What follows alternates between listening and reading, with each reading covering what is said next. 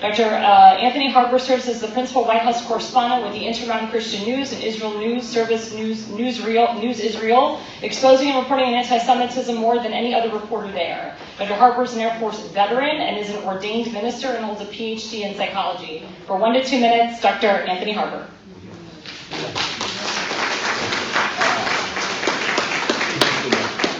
Alexandra. And what was the person was just talking about, was it Bethany that was talking about? Just a brief soundbite that can really go far.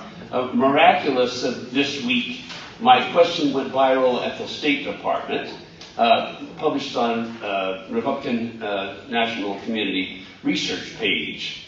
And that was about exposing the anti-Semitic UN agency, UNRWA. How many of you heard about UNRWA? Everyone. Okay, well anyway, it says the United Nations Relief Works Agency, but I just invited you to look at the the Republican National Committee research Twitter page. It went viral, and then there's over 20,000 so far, but it's actually exponentially growing, nearly 150 reposts, and I believe it's going to continue to go viral. But, journalists can make a difference. They can, it's supposed to be about truth and about facts. And I really believe that I'm really dealing with, reporting on anti-Semitism and exposing it, the anti-Israel policies that I'm witnessing. I'm surrounded by a lot of people in the media that really support this idea of dividing Israel. And Israel has a right to exist. We hear often that word occupy. So I deal with that lie, that myth. Israel is not the occupier. They have the right to exist to all of that land. And so reporters need to know the history about Israel and the entire history. So I trace it back to a long time ago to Ishmael and Isaac and a lot of jealousy of the Jewish people. And it's really disturbing that this is happening. So I really believe that it's so important to keep the media in your thoughts and prayers, that they will report truth, that they understand the history about Israel. And how many of you might have seen, there's a brief video clip by Alan Dershowitz. It was in October this year, where he was talking about how the anti-Semitism on the college campuses reminds him of the Hitler Youth. Hitler, he used the children, and it was indoctrination of the children, which I really see as propaganda. As I mentioned, I have a doctorate degree in psychology, and I know all about mind manipulation and propaganda. I can recognize it when I see it.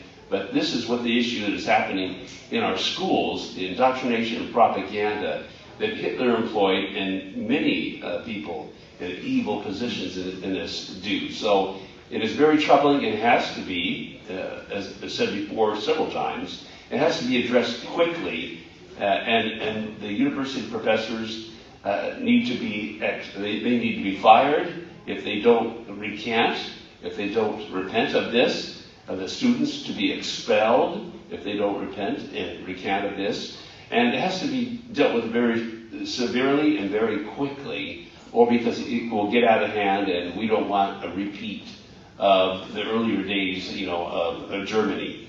So we have to deal with it right away. And I want to encourage you we have a YouTube channel. I'm reporting on Israel alive. I've been to Israel 21 times.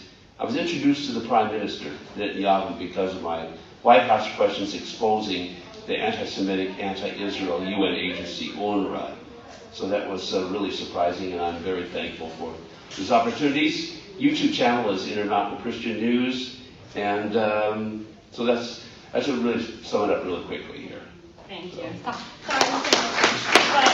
But stay until the end, and Dr. Harper, he'll give you his information. You guys can ask him some questions at the very end.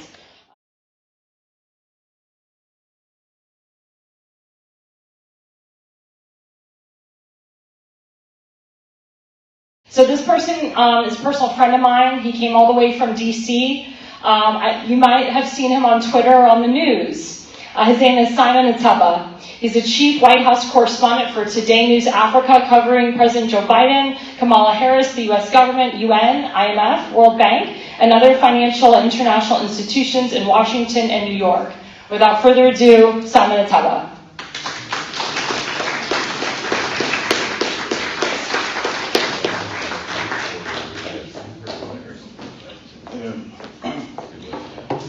Thank you, Alexandra, for inviting me, and I can see Dr.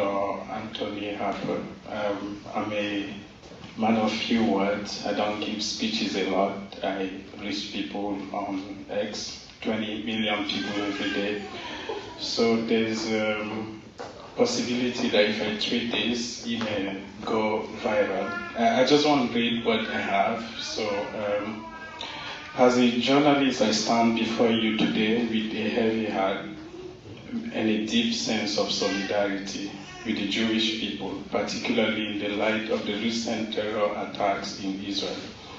These tragic events remind us of the importance of our role as journalists in not only reporting the truth, but also promoting understanding and empathy among diverse communities.